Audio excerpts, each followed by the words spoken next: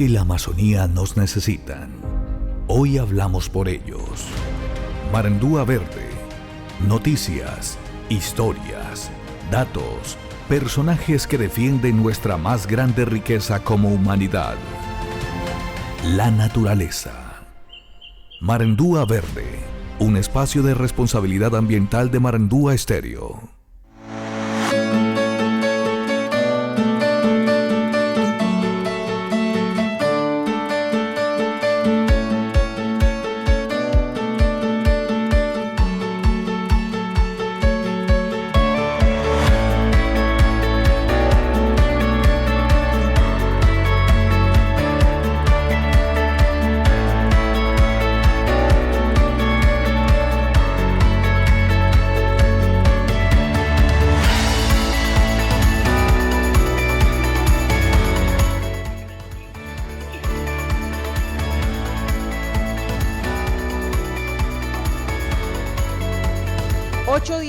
De la mañana, 8:10 minutos, y llega nuestra sección Marandúa Verde, esta sección que hemos creado desde Marandúa Estéreo justamente con el propósito de contar todas las noticias ambientales, lo que tiene que ver con esta Amazonía en el departamento del Guaviare, y hemos contado con el proyecto Unidos por los Bosques, un proyecto que ha sido clave justamente para que todo el país, desde diferentes medios de comunicación a diferentes niveles, pues hoy estemos hablando más de lo que pasa con nuestra naturaleza, con nuestra Amazonía, un proyecto que es de la Fundación para la Conservación y Desarrollo Sostenible, que cuenta con el apoyo de embajadas como Noruega, embajadas del Reino Unido, de la Unión Europea, y estos grandes aportantes como Rewild y Amazon, Andes Amazon Fund. Esto ha permitido, como lo decía, que muchos a nivel nacional hablemos hoy más de noticias ambientales, y esto tiene también que ver con la fundación. Por eso vamos a saludar pues al director de la fundación, Rodrigo Botero, un hombre que ha llevado la Amazonía a esos grandes titulares, y que hoy estemos justamente con los ojos puestos,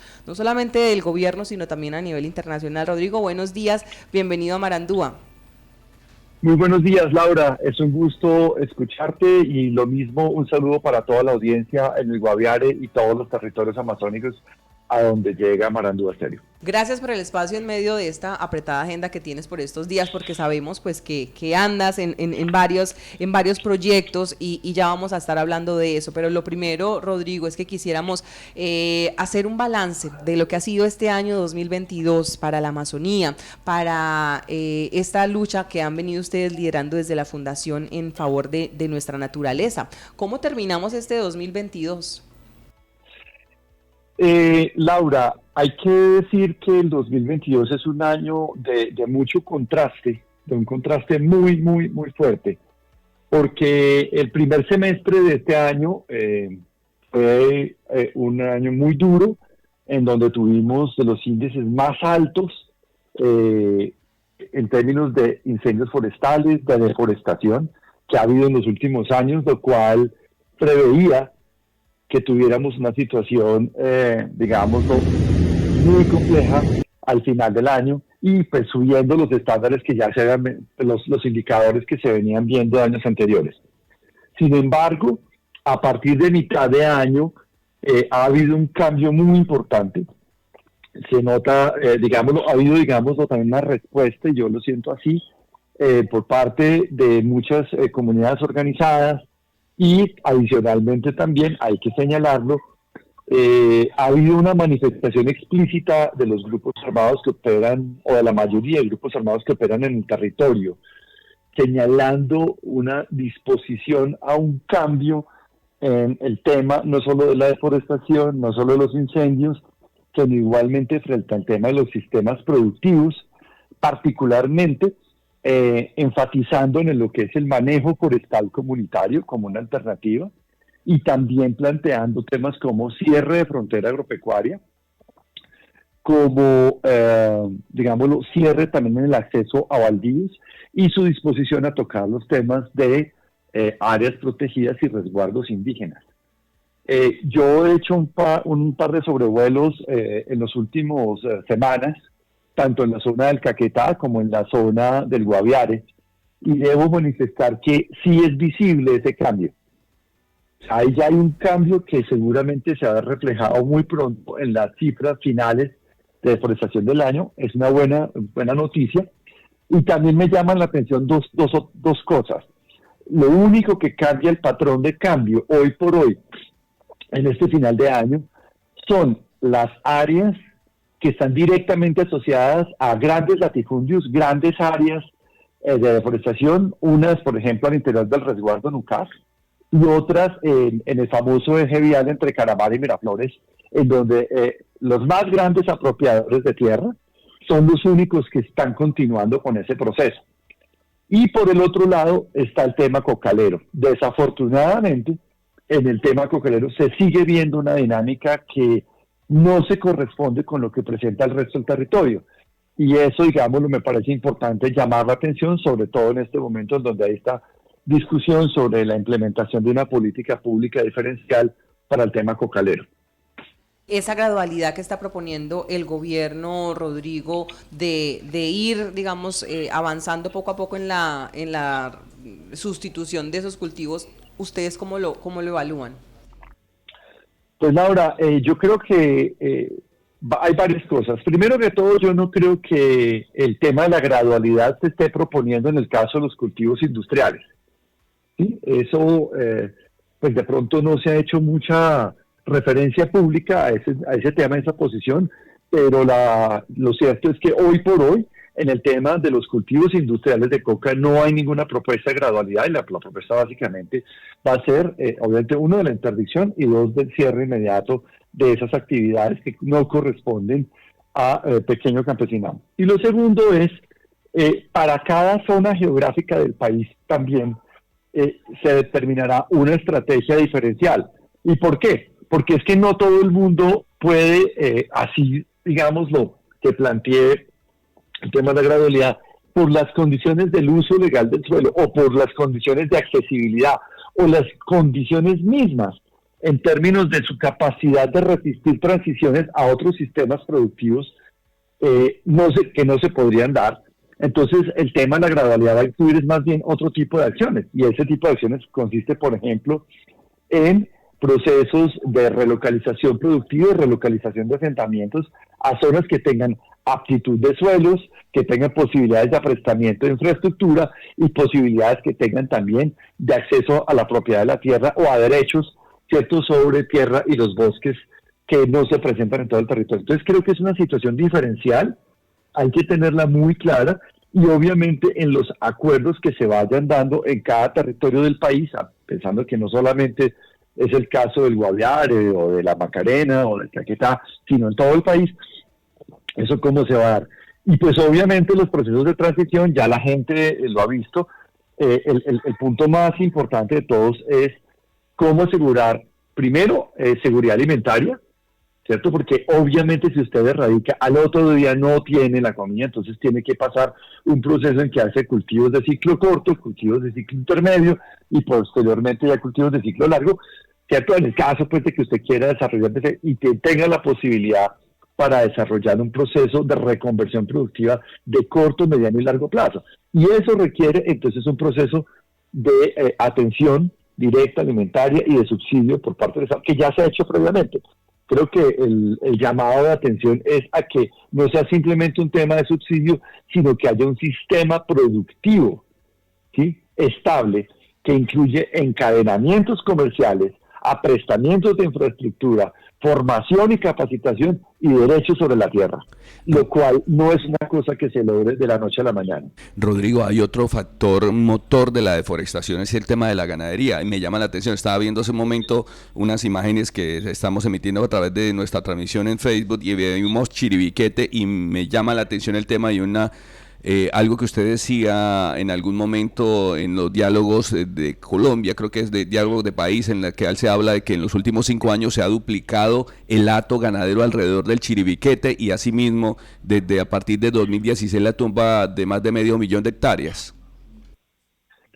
Es cierto, ese es el otro tema grande que ya no corresponde simplemente a la voluntad del campesinado local, sino que corresponde también a una decisión de política pública.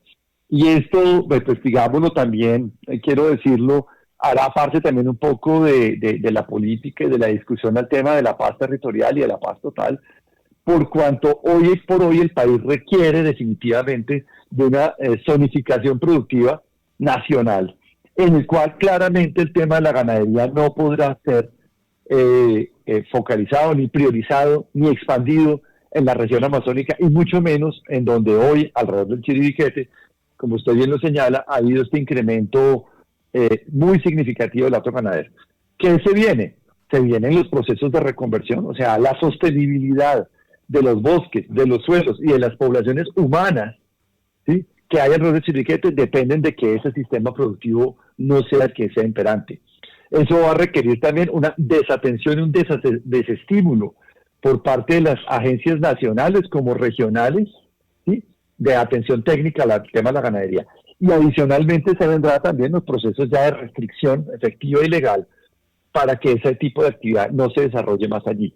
¿Por qué? Porque entre otras cosas acaba de salir, ustedes no sé si lo han escuchado, la reglamentación de la Unión Europea para el tema de comercio mundial de 6 diferentes tipos de movilizadores de deforestación. El primero de ellos es la ganadería, en donde se va a exigir trazabilidad de los productos, y parte de esa trazabilidad va a implicar que no provenga de áreas deforestadas o de áreas donde deben existir los bosques, como es el caso de esta región. Entonces, eso también se va a reflejar a futuro muy rápidamente en la legislación nacional. Y obviamente esa legislación va a incluir que la misma asistencia técnica del Estado, los mismos procesos de acompañamiento, vayan cambiando y se vayan restringiendo a zonas en donde hoy por hoy la economía tendrá que ser forestal. Rodrigo, con los muy buenos días. En este caso, vamos a hablar de la región del Guayabero, donde precisamente este fin de semana se reactivó una de las más grandes asociaciones que tienen allí, y ellos comentaban de que empezaron nuevamente esas comisiones de salud, comisiones de medio ambiente, y integraron 63, son 90 veredas las que están en la asociación, pero en ese momento integraron 63 de esas, y son 2 personas por esa comisión de medio ambiente. O sea, estamos hablando más o menos de unas 80, 100 personas que estuvieron allí, donde hablaban de reforestería, de que no sabían cómo poder empezar a ayudar, el tema de medio ambiente, cómo empezar a ayudar con esos proyectos ambientales y productivos, y que si desde alguna fundación se podía llegar a esos territorios para que se diera el aval de empezar a trabajar la tierra y el territorio como ellos lo quieren desde hace mucho tiempo. Bueno, esa es una excelente noticia. Eso me parece, digamos, lo que es un momento perfecto en el actual contexto, como lo señalaba yo, frente a los temas de no solamente medioambientales, sino también con respecto a la política de paz que hay actualmente, para avanzar de manera conjunta en términos de los derechos territoriales y de la reconversión productiva. Obviamente, tanto en el caso nuestro como fundación, hemos querido, y de hecho hasta hace un tiempo teníamos algunas acciones en la zona oriental del Guayabero, y por lo tanto, pues obviamente si hay esos intereses y si hay eso, no solamente de la fundación, insisto, sino de diferentes instituciones que están presentes en el territorio de Guaviare, será muy importante poder acompañarlos, y obviamente nuestra disposición total. De hecho, a través de las diferentes relaciones, tanto con los presidentes de junta como con los asociaciones ya interveredales mucho más grandes, seguimos avanzando en ese propósito. Nosotros, como ustedes lo saben, tenemos hoy por hoy presencia en diferentes zonas, no solamente del departamento del Guaviare, sino también en la zona sur del departamento del Meta y en el Caquetá, siendo realmente la última parte y la más importante por su característica tanto social como ecológica, el área del Guayabero, una zona de alta prioridad para poder intervenir, y pues saludo profundamente esa decisión de trabajar por ellos ese tema medioambiental y la reconversión productiva de su territorio. Sí, una muy buena noticia y una muy buena disposición, y esto también va encaminado, Rodrigo, hacia lo que se está planteando desde el Ministerio de Ambiente y Desarrollo Sostenible, ¿no? Ya se recogieron o se recibieron 25 millones de dólares de Alemania y de Noruega que vienen para núcleos aquí en el departamento del Guaviare y para también el departamento del Caquetá. ¿Cómo ven ustedes esa disposición del gobierno nacional, pero también de la cooperación internacional, para seguir apoyando esa lucha de la contención contra la deforestación en esta región en particular? No, mire, yo creo que ese es, digámoslo, como de los pocos momentos en que se encuentran todas las voluntades dispuestas, ¿sí? Insisto, uno, esa voluntad social que usted está mencionando, que es absolutamente importante. Sin esa voluntad social no hay nada que hacer. Uno. Dos, hay una voluntad de la cooperación internacional en focalizar los esfuerzos, ¿cierto? No solamente financieros, sino técnicos en estas áreas. Tres, hay una disposición, una señal del gobierno nacional a través de su Ministerio de Ambiente en hacerlo en estos núcleos. Cuarto, está también el acompañamiento de las organizaciones no gubernamentales que tenemos ya procesos de varios años en la misma zona para ampliarlos. Y quinto, hay la disposición también, insisto, de los diferentes grupos armados que están presentes en el territorio, algunos con una misma unidad de mando, otros no, pero igual lo interesante de todo esto es que hay una coincidencia, incluyéndolos a ellos, alrededor de la propuesta de paz total, de entrar en un proceso de reconversión productiva en el territorio. Y eso creo que es de las pocas oportunidades, creo que inclusive ni siquiera cuando hubo el acuerdo de paz con las FARC, ¿sí?, en el 2016, teníamos la misma situación de hoy. Y eso creo que es importante para todos entenderlo y capitalizarlo, porque con la confluencia de voluntades institucionales y sociales, así como políticas, es algo que no se logra tan fácilmente. Sí, señor, esto definitivamente es un camino, vamos en el camino, así como van en el camino, Rodrigo, el reconocimiento que hay para el sector ambiente en la mesa de diálogos que se está adelantando con la guerrilla del ELN. Conocimos que hace usted parte de esos asesores pues externos que están dentro de, o sentados mejor en la mesa. ¿Cómo ha sido esa experiencia? ¿Cuál es el propósito de estar acompañando estos diálogos? Pues, a ver, el presidente ha nombrado una delegación del gobierno nacional para encabezar la mesa de diálogos con el ELN. Dentro de esas personas he sido nombrado yo, pero eso no quiere decir que sea la única persona que pues hable sobre los temas ambientales. Por el contrario, aquí como es una delegación plural y con diferentes enfoques, perfiles, ¿cierto?, y experiencias, pues también hay una participación muy interesante de personas que vienen de diferentes territorios o representan a diferentes grupos étnicos o que tienen experiencias de vida que les permiten hablar claramente de la importancia del tema ambiental para todos. Eso por una parte. De otra parte, pues en el caso mío, también un poco lo que hago es recoger todas estas décadas de trabajo en los temas ambientales alrededor de las comunidades locales, como lo señalaba ahorita, en los temas más difíciles como son el ordenamiento territorial, el acceso a la tierra, las conflictividades por las economías ilegales, la disposición y la atención de la institucionalidad pública, el reconocimiento de ciudadanía para la población más vulnerable. Yo creo que esos son temas que nos llaman a todos y no es solamente un asunto de hablarlo con el ELN. Creo que para todos los grupos que hoy por hoy están convocados alrededor de la paz total, el tema medioambiental es un eje de conversación y ojalá de consenso. O sea, creo que algo que nos llama hoy por hoy y que es innegable es que las condiciones del planeta están cambiando. Y en ese sentido, ese cambio planetario nos llama a todos para un futuro común.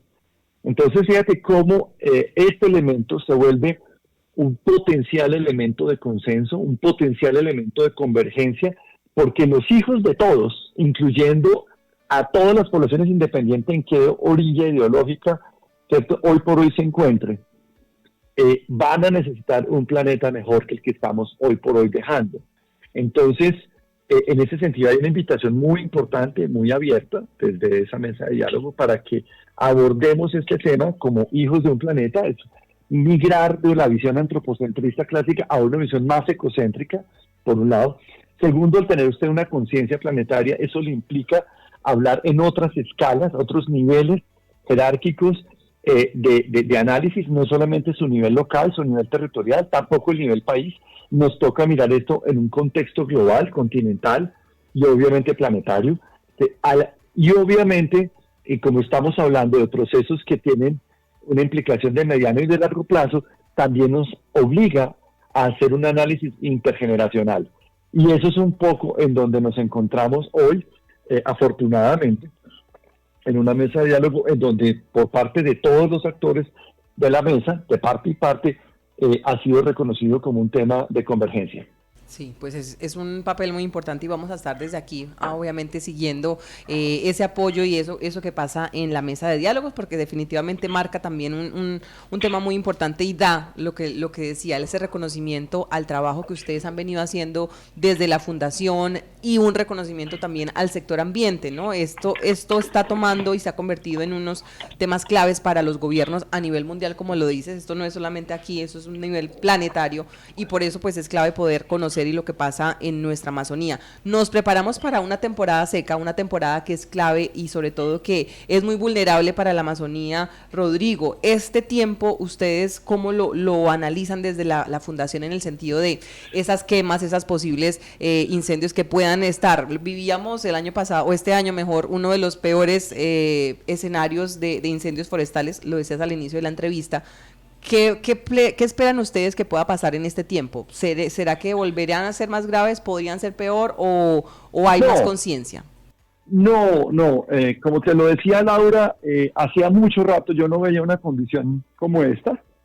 Creo que tenemos todavía la opción de que sean menores. Obviamente no hay que cantar victoria, hay que estar, pues digámoslo, muy atentos, hay que hacer unos acompañamientos directos con las comunidades y con las asociaciones.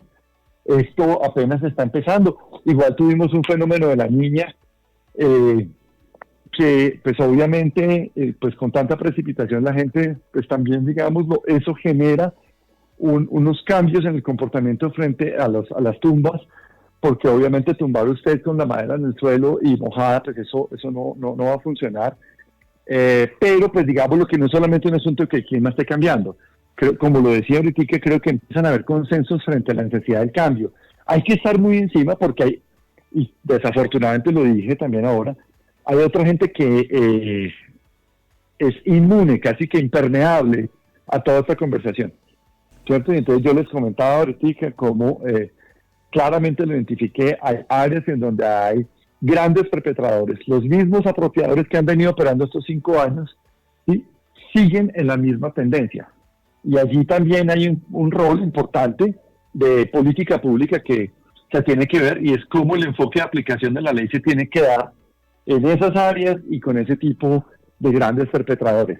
O sea, cuando se dijo la modificación de Artemisa por parte del gobierno y por parte de las comunidades, era precisamente no para acabarla, sino para enfocarla en quienes realmente están poniendo los capitales, ¿cierto? Y están haciendo hoy por hoy las grandes apropiaciones. Y eso hoy en el territorio se ve fácilmente, ¿sí? No solo en el Guaviare, sino en otras zonas. Entonces, me parece a mí que no hay que, digámoslo, no hay que bajar la guardia en ese sentido, porque hay gente la cual no está siendo parte de este gran acuerdo social. Y eso lo quiero remarcar. Sí, definitivamente hay que existir y no hay que bajar la guardia. Me uno a esa frase. Pues Rodrigo, de verdad, muchas gracias por este tiempo. Nosotros nos quedamos muy pendientes y vamos a seguir desglosando el informe reciente de monitoreo de pérdida de cobertura vegetal que se ha publicado del proyecto Unidos por los Bosques. En detalle ya vamos a compartir pues esas cifras que dan cuenta de eso, de lo que ha venido pasando en este año 2022 y de cómo pues a pesar de que no se mantiene la tendencia, sí igual se ha perdido y se ha afectado el bosque con algunas hectáreas importantes en este sector. Así que pues muchísimas gracias Rodrigo, muchos éxitos en ese papel que está desempeñando en la mesa de diálogos con la guerrilla del ELN y seguiremos aquí desde Marandúa como siempre, Marandúa Verde, conectados con toda la Amazonía. Muchísimas gracias Laura, para ti, para todo el equipo de Marandúa y pues obviamente un saludo especial y afectuoso a todas las comunidades de campesinos e indígenas del Guaviare. Un abrazo, Rodrigo. Feliz día. Gracias. Son las 8:33 de la mañana. Ahí está un panorama entonces que nos deja Rodrigo Botero de la Fundación para la Conservación y Desarrollo Sostenible sobre lo que ha pasado en la Amazonía en este tiempo. Un poco de esperanza, pero no mucha. Hay que mantenernos alertas, ¿no? Es lo que nos dice. Hicieron sobrevuelos recientes y estábamos viendo algunas de las imágenes que ellos compartían justamente en sus redes sociales, Omar. Y pues aunque se ve la deforestación, pues ya no se ve tan agresivo como venía siendo el primer semestre de este año. es que hemos venido avanzando en temas, y ya lo decía él, ya no, de alguna manera ya no están cabalgando solo las instituciones, porque antes estaban como tan aisladas, es algo que la comunidad lo estaba viendo como algo allá, no es problema mío. Hoy ya vemos más compromiso de más instituciones, del mismo gobierno también ha buscado, incluso en las recientes cumbres internacionales, este tema, involucrarlo en la agenda de muchos países. Y lo que decía, el tema de la ganadería, Laura, allí en la Unión Europea ya empezaron a colocarle como restricciones a temas de ganadería en zonas de reservas, en zonas de alto impacto natural, en alto impacto afecta al medio ambiente. Entonces, esto ojalá se tomara en cuenta, aunque muchos lo ven como algo negativo porque frena de alguna manera el mercado, por ejemplo, el de carne en esas zonas del país, pero pues hay que ver también de dónde proviene y el daño que genera. Este fue un anuncio que se hizo desde la Unión Europea hace ya 2 semanas. Aquí nosotros lo contábamos también en las 5 verdes, Omar, porque es que la Unión Europea decidió bloquear la deforestación a nivel global y ponerle además, un poco de freno al uso del plástico o del caucho natural. Lo que está diciendo la Unión Europea pues es que no van a permitir la importación de carne que venga de lugares donde se pueda, o sea, que la carne que se exporte mejor tiene que tener un sello, un reconocimiento de que no están en zonas de reserva, ni que no contribuyen a la deforestación. Eso es un tema y eso es un avance, se había venido pidiendo desde muchos sectores, especialmente para este tema de la ganadería. Obvio, es un tema sensible, pero de cierta manera pone trabas a que la carne que salga del país sea una carne realmente responsable y que esté comprometida con la conservación y no a la deforestación. Entonces esa es una buena noticia y vamos a ver cómo eso también se adopta aquí a través de las instituciones, quién va a hacer ese seguimiento y cómo se va a manejar ese tema, y se va a conjugar también con lo que está pasando en el Congreso de la República. Recordemos que allá también está esas propuestas de hacerle la cadena o el seguimiento a todo el sector cárnico, y por supuesto eso tiene que ver directamente con un departamento como el Guaviare, que somos productores de esa carne finalmente. 8:35 minutos de la mañana, pues es el balance de lo que ha sido este 2022. Entonces, en materia ambiental, muchos retos todavía vienen para el gobierno nacional, para las comunidades, pero hay que seguir por este camino en el que vamos generando conciencia, siendo más responsables y sobre todo tomando acciones para que las comunidades que viven en estos bosques tengan una sostenibilidad y un desarrollo productivo amigable con el bosque, un aprovechamiento sostenible, y que esto realmente se traduzca en una mayor conservación. Ya hay muchos pilotos, hay muchas iniciativas, y por eso hay que felicitar a toda esa comunidad que aquí en el departamento del Guaviare, en el Capricho, en Calamar, en los puertos, en Puerto Polaco, en Puerto Cubarro, en todos estos sectores que son núcleos de desarrollo forestal identificados por proyectos como Visión Amazonía, pues le han apostado y siguen ellos a pesar de todo comprometidos con no volver a tumbar ni un árbol, y eso es muy bueno porque se convierten en ejemplo para nuestra comunidad. Así que para todos ellos un saludo muy especial y a seguir cuidando nuestro bosque. 8:37 minutos. El bosque y la Amazonía nos necesitan. Hoy hablamos por ellos. Marandúa Verde. Noticias, historias, datos, personajes que defienden nuestra más grande riqueza como humanidad: la naturaleza. Marandúa Verde, un espacio de responsabilidad ambiental de Marandúa Estéreo.